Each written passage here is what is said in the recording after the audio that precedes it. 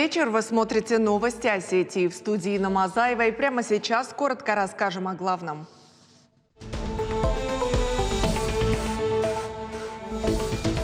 Установлено несоответствие мусорокамер и мусоропроводов в 179 многоквартирных домов.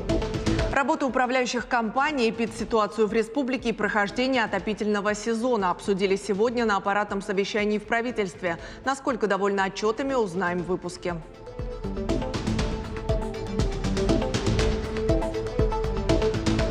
Как я вышел из дому на своих двух, так я должен вернуться домой. Очередной пример героизма осетинских воинов. Отряд Тимура Каирова, уступая по силам противнику, вступил в бой и победил. Командир получил тяжелое ранение, но выполнил поставленную задачу. Оно было в советское время, тоже было, значит, в деревянном исполнении, каркас деревянный. В Южной Осетии создают условия для комфортного детского отдыха. Там с нуля восстановили оздоровительную базу МЗИУГО. Руководство республики планирует сделать ее круглогодичной.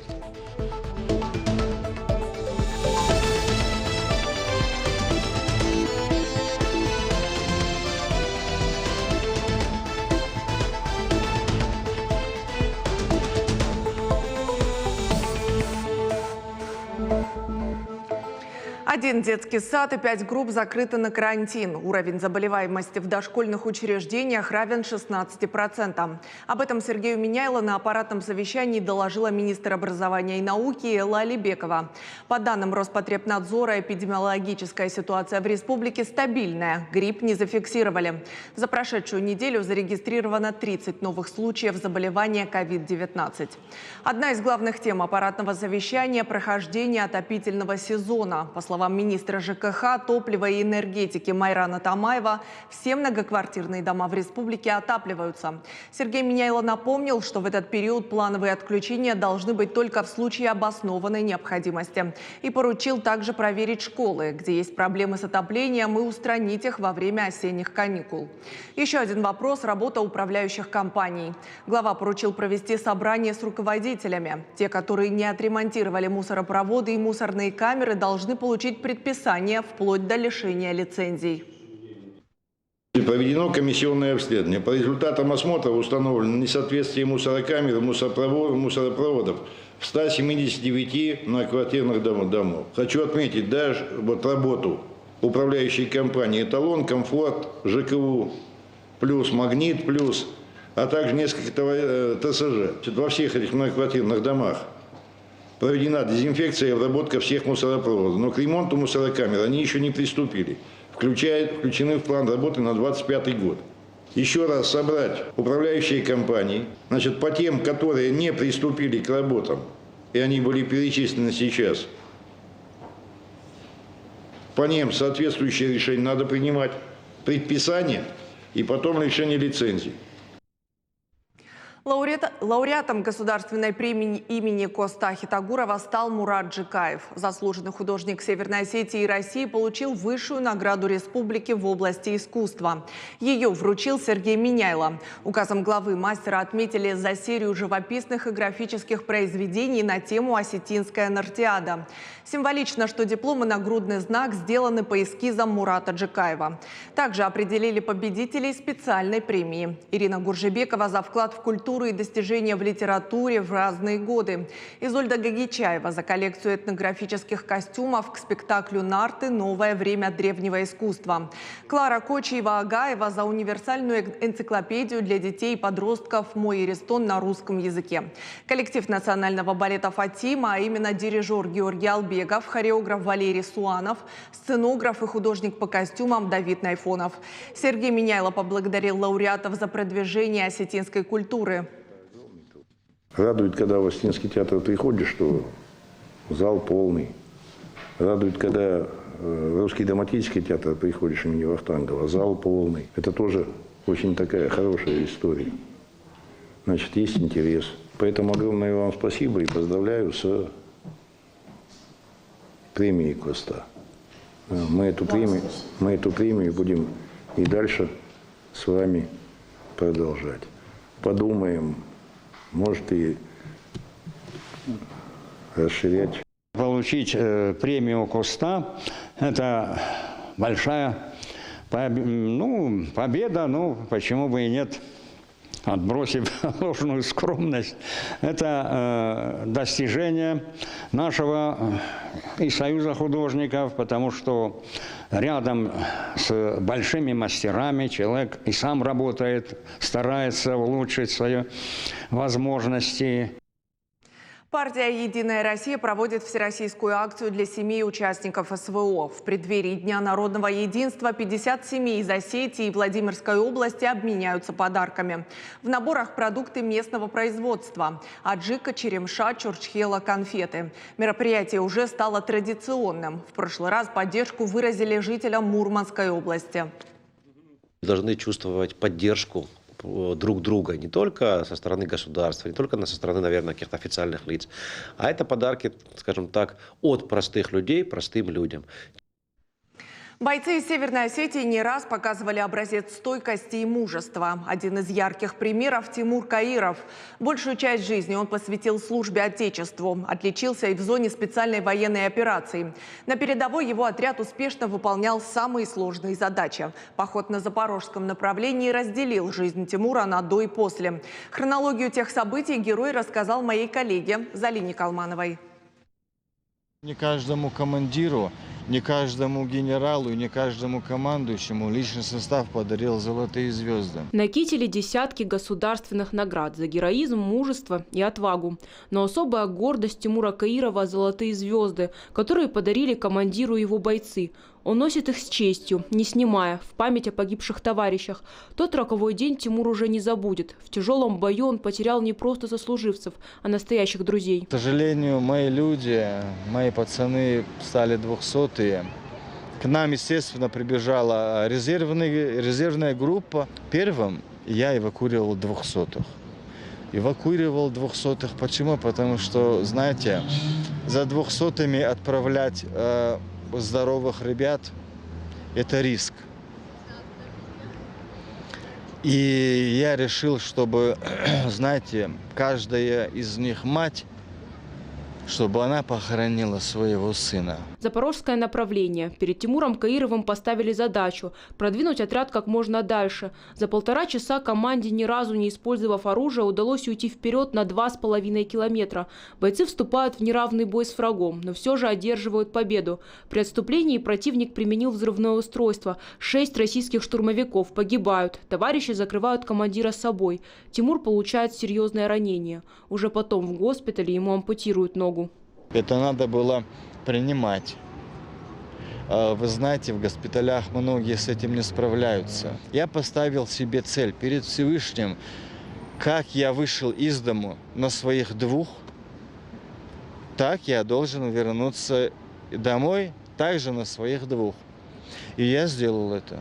Больше 20 лет Тимур Каиров посвятил Отечеству. Он прошел самые сложные кампании. Конфликт в Южной Осетии, командировки в Сирию и Ливию. И всегда отстаивал интересы Родины в первых рядах. И это неудивительно. Когда-то из семьи потомственных военных. Главным примером всегда был отец. После школы Тимур пошел по его стопам. Поступил во Владикавказское военное училище. Правда, окончить его не удалось. Папа тяжело заболел, и учебу пришлось бросить. Но от любимого дела он не отказался и пошел служить в разведывательном батальоне. Всю жизнь как бы у меня был пример, к чему стремиться, к чему идти, на кого равняться. Соответственно, всю жизнь до сих пор его образ, он передо мной, он во мне, его образ отца. Он полковником ушел на пенсию, был начальник по надзору, первый заместитель военного прокурора. Последняя и самая сложная командировка Тимура в зону СВО. На передовой он находился с первых дней и командовал 3-м батальоном 429-го полка. Оттуда боец вернулся в прошлом году, но теплые слова от сослуживцев поступают до сих пор. Я видел, как немногие, а все, ни в чем не сомневаясь, были готовы уверенно идти за ним. Наверное, потому что чувствовали его дух и разум. Как лично мне известно, это солдаты Бога, подобные ему люди. А дома Тимура ждала семья. Любимая супруга, 3 сына и маленькая дочка, София. Сейчас он посвящает всего себя детям. Говорит, это то, чего вдали действительно не хватало. На мне бабусик, когда прыгает, младший Сарамат, когда он по мне лазит, я понимаю, сколько я потерял. Но я не сожалею об этом. Это моя родина. Я отдал все, что у меня было, своей земле, своей стране. А прыгая на мне бубыси, когда прыгает, я спокоен, я счастлив. «Я отдал все, что можно было своей родине, а теперь я хочу послужить своему народу», – говорит Тимур. Он намерен воспитывать в молодом поколении патриотизм и продолжать помогать соотечественникам. Залина Калманова, Георгий Гагиев. Новости Осетии. А в греческом обществе «Прометей» почтили память жертв Великой Отечественной. Ежегодное мероприятие проводят накануне национального праздника Охи, что в переводе означает «нет». В 1940-м свое «нет» греки сказали итальянской армии Муссолини.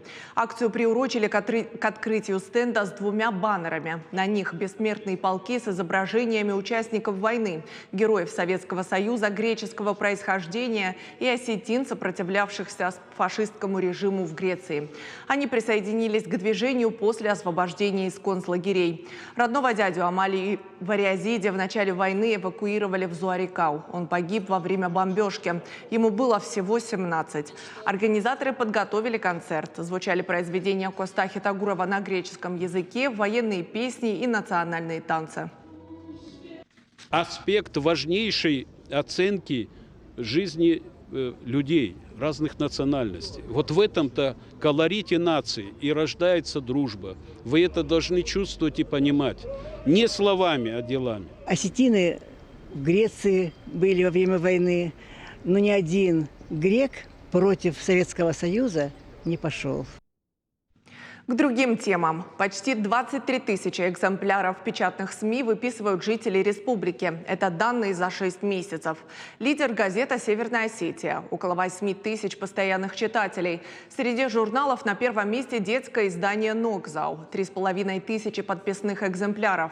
По сравнению с аналогичным периодом прошлого года местная периодика потеряла 2% аудитории. Самый сильный отток у газет «Дигара» и «Раш-Сенат». По словам ВРИО руководителя профильного комитета Мадины Габаловой, главная причина – долгая доставка, особенно в районы. Специалисты проанализировали проблему и работают над решением. Наши читатели оформляют подписку, но когда им становится понятна тенденция, что ежедневная газета доставляется 1 раз в неделю, то есть моменты, что они отзывают свою подписку. Болезненный вопрос – это отсутствие почтальонов, которые бы доставляли периодику. Подписная кампания на следующий год начнется в ноябре. Есть несколько способов оформить то или иное издание. Можно обратиться напрямую в редакцию. Так, кстати, выйдет даже дешевле. Правда, забирать газету или журнал придется самостоятельно. Еще один вариант – сеть государственных киосков «Нокбон». В ассортименте в том числе все районные печатные СМИ. Там можно оформить подписку, порядка до 600 рублей. 545 рублей – это на газету «Северная Осетия». Но газету тоже придется забирать самому. Вообще хотелось бы, конечно, обратиться к нашим читателям, те, кто читает газеты на осетинском языке, поддержать подпиской наши издания на национальных языках. Сегодня Международный день школьных библиотек. К празднику в колледже искусств имени Валерия Гергиева провели мероприятие. Студентам первого курса рассказали о разнообразии изданий и о том, как их применять в учебе. Нотная библиотека там одна из крупнейших на Северном Кавказе. Ее начали комплектовать еще в советские годы. В фонде свыше 100 тысяч, в том числе редких экземпляров. Я достаточно часто бываю в этой библиотеке, мне очень нравится, тут большие ресурсы информации, очень много книг, очень много нотных материалов, которых нет уже нигде. Вообще это как бы беда нашего времени, что сейчас очень много смартфонов, гаджетов, и люди в библиотеку не ходят. Но не в нашу. У нас всегда очень много людей. Наша нотная специфика способствует тому, что вот именно за нотами, за книгами к нам идут. А сейчас о том, как в Южной Осетии развивают детский отдых. В республике полностью восстановили известный когда-то на весь Союз лагерь Мзиуку. Ребятам создали самые комфортные условия. Просторные спальни, беседки, амфитеатры, спортивные площадки. На реализацию проекта выделили около 400 миллионов рублей. Тему продолжит моя коллега Зара Соколоева.